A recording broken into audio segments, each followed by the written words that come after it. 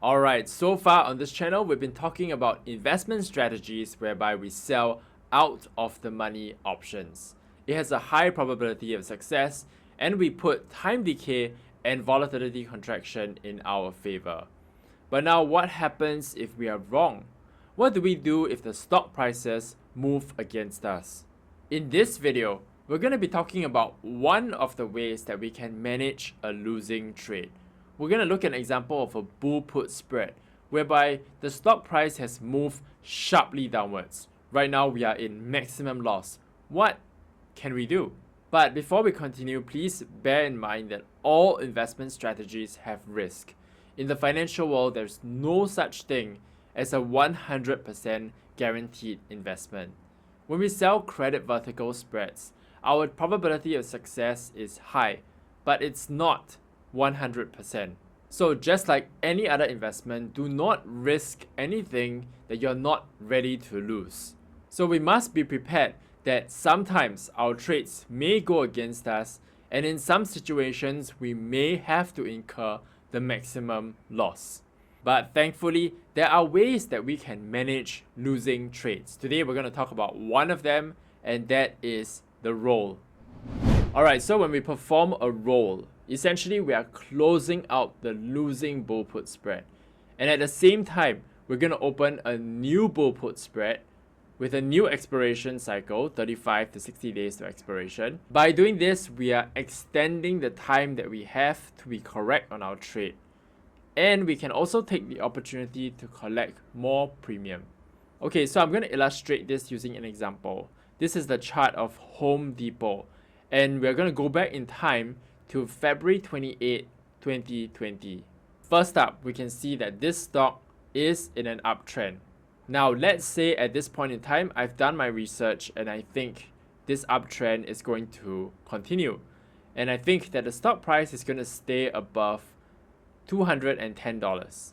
So with this expectation in mind, maybe I want to sell a bull put spread. So I will sell the put option with a strike price of $205, and for protection, buy the put option with a strike price of $200.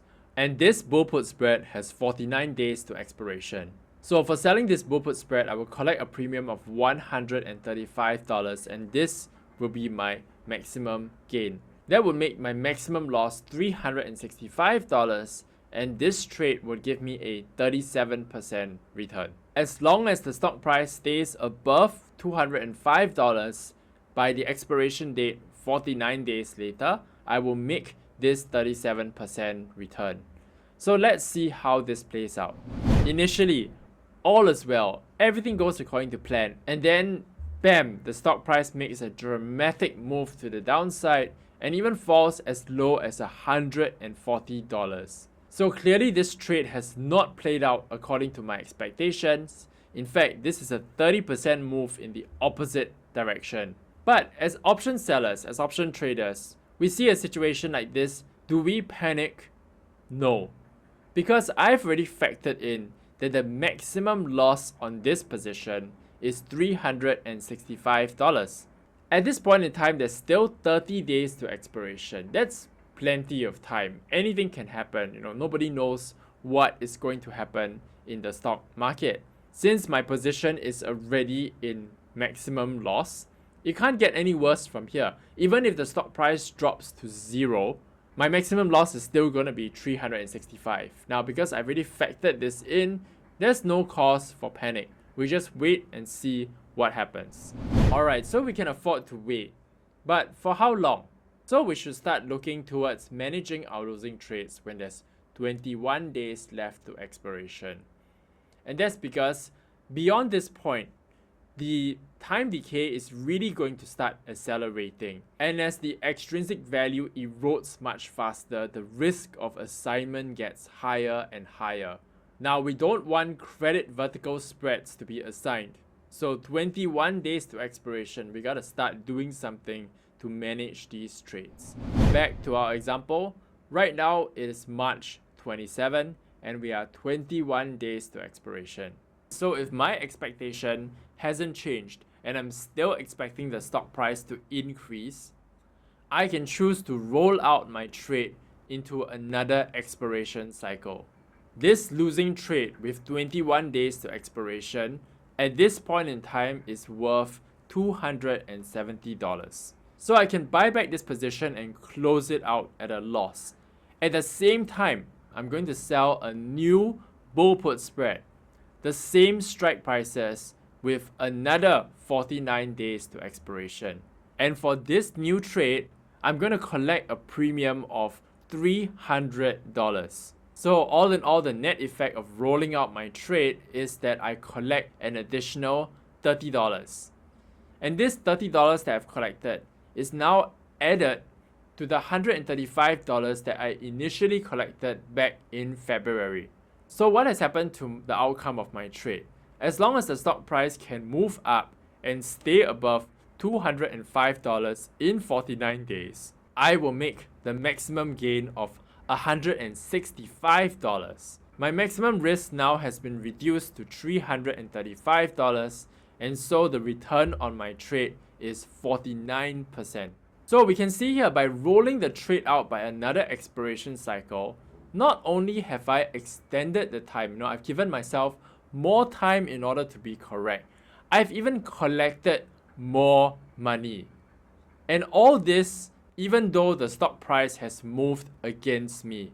Now, isn't that fantastic?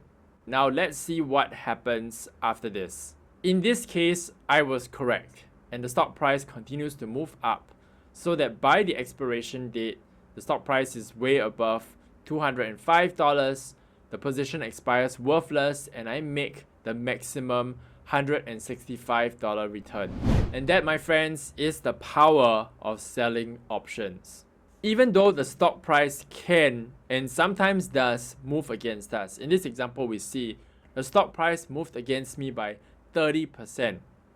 But by rolling out the trade by another expiration cycle, in this case, I was able to extend the time in order to be correct and even make more money in the process.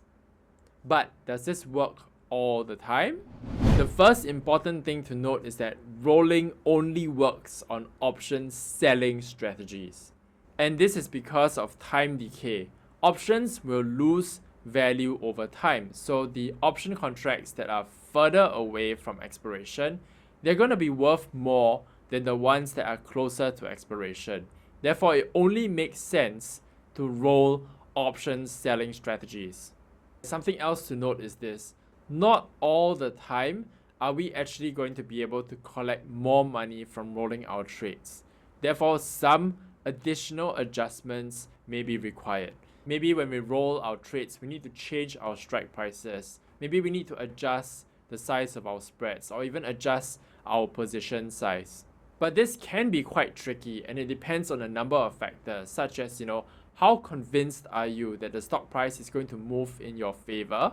And how much additional capital do you have and are able to deploy? Because making these adjustments when rolling trades sometimes can cause us to take on more risk. So this is something that I'm going to talk about in an upcoming video. Alright, so that's it for this video. We've talked about a simple way in which we can roll out a credit vertical spread by another expiration cycle so that we can give ourselves more time to be correct and even take the opportunity to collect more premium. Like, comment, subscribe if you found it to be helpful. Share it with your friends if you think they might find it helpful. And I will see you again in the next video.